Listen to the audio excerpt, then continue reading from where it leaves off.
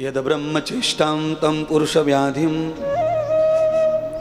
संसार को समझने में थोड़ी शुरू में व्याधियां आती हैं, क्लेश आते हैं। कैसे क्लेश आते हैं? जहां कल कथा छोड़ी थी वहीं से प्रारंभ करते हैं कथा। यद ब्रह्म युक्तां वेदो सती ही। सती ने संसार को समझा। राजा परीक्षित ने कल गुरुदेव से कहा कि महादेव की पत्नी अग्नि में भस्म हो गई, ऐसा क्यों किया? तो कारण बताए। क्या कारण है? तो अवलब्ध कृतो न यश मूल व्याधिम। अपने पति के यश में उन्होंने अपमान को देखा।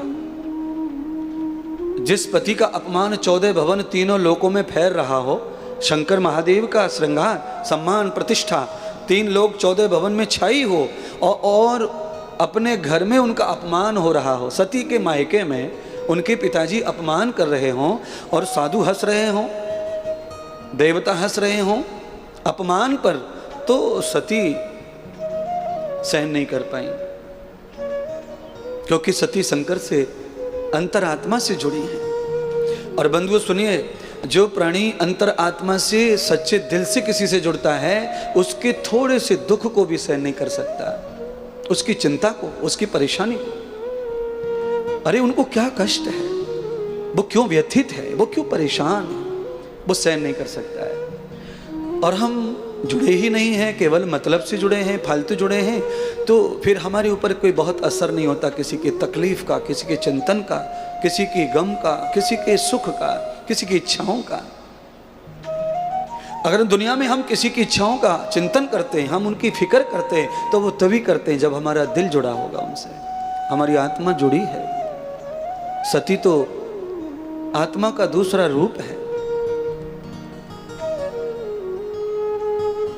भगवान सुखदेव कहते हैं राजा परीक्षित से, राजन, परमपिता परमात्मा श्री भोलेनाथ भगवान महादेव के अपमान को सती ने सहन नहीं किया। और शास्त्र कहता है, यम ब्रह्म वेदांत पुरुषस्य युक्तां देवं सुतं देव गुरुत्वयेव पतित्वां पतित पावनं कृतं जाता महामहिम। पुत्र अपने पिता की चुगली ना सुने, पत्नी पति की चुगली ना सुने, और शिष्य गुरु की चुगली ना सुने। अगर ये तीनों लोग ऐसे सुनते हैं, बेटे के सामने पिता की कोई बुराई कर रहा है और बेटा हंस रहा है और सुन रहा है। अच्छा, आधे से ज्यादा दुनिया के बेटे तो ऐसे, हाँ मेरे पापा तो ऐसे ही, वो कब सुधरेंगे क्या पता। चाहे पापा लुच्चे से लुच्चा हो, पर दूसरा कोई बुराई कर रहा है तो उसके मुंह को फोड़ दो, चाहे पापा कितना भी हो। मैं थोड़ी कह रहा हूँ पापा गंगा जल है, पापा कैसा भी होगा, पर तुम्हारे लिए संसार में आने का कारण पिताजी है। यम वेदो गति ही, जिसके कारण तुम संसार में आए हो, इसीलिए उनका ऋण अपन चुका ही नहीं सकते, चाहे पिताजी खराब है। इसीलिए दूसरे के मुख से कभी पिता की आलोचना नहीं सुनना। पति चाहे जितना लुच्चा हो, पर पत्नी को दूसरे के मुख से नहीं सुनना है कि मेरा पति खराब है तो है, चाहे जितना खराब है रहने दो, तुम क्यों बोल रहे हो। हम देख लेंगे सब, हमारे प्रारब्ध में हम समझेंगे। और ऐसे ही गुरु के बारे में, ये 3 की आलोचना जो सहन करता है वो पाप में पड़ जाता है। यात पापौ कृतं भूयंत जाता न यज्जो न दानो कृतं न वेदो स्नानम गितोर्त्वाः।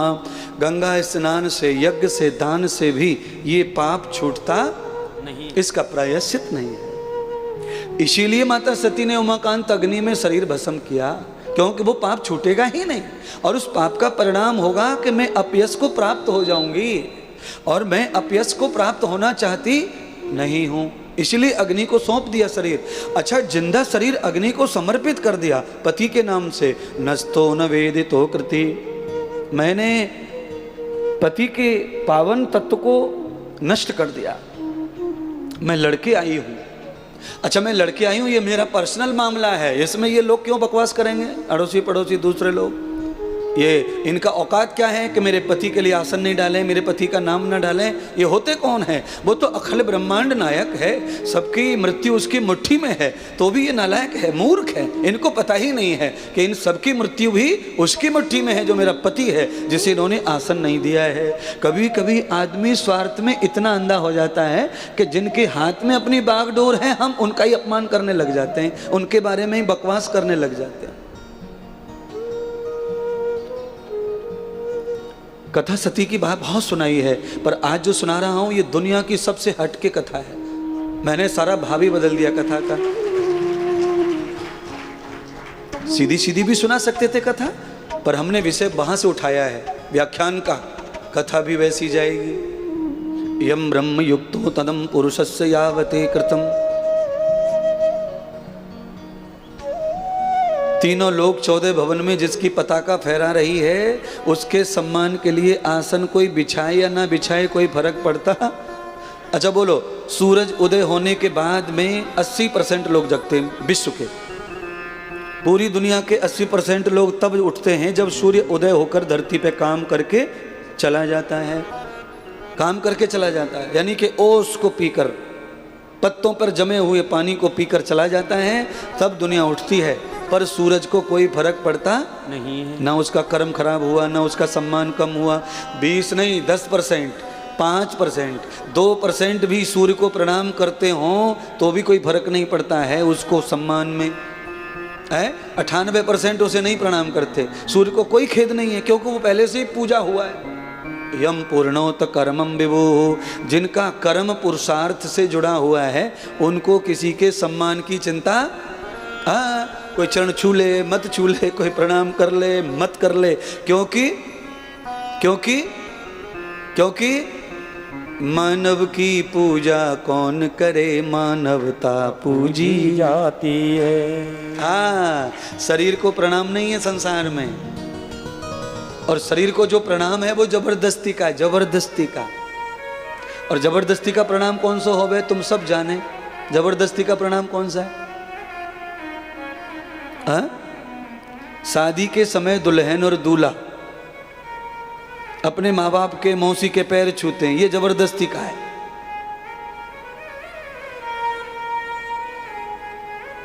उनके अंदर मैं गारंटी से कह सकता हूं, उस समय उनका डीएनए अगर कर लिया जाए तो मैं चैलेंज कर सकता हूं, उनके अंदर उस समय सिवाय अभिमान के दूसरा कोई प्रोग्राम रहता नहीं है। दूल्हा दुल्हन से ज्यादा अभिमान किसी में नहीं पाया गया आज तक।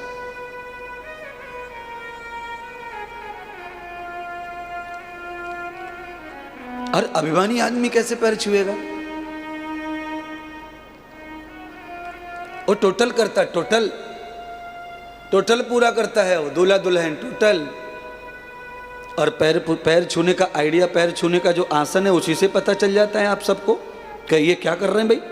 पैर छूने की पोजीशन से पता चलता है कि इनमें कोई श्रद्धा बची, ये केवल प्रोग्राम कर रहे हैं, लोग देख रहे हैं, लोग कुछ और बोलेंगे इसीलिए कर लो। तो वो अपने आप दिखता है कि ये आडंबर है, इनके दिल में कोई ऐसी बात है ही नहीं पैर छूने वाली, ये खाली परंपरा का पालन कर रहे हैं। अच्छा, परंपरा का पालन करने से फल नहीं मिलता है, ये ध्यान करना। जो परंपरा के भोगी हैं वो फल ही नहीं है, फल हमेशा सिद्धांत से आता है।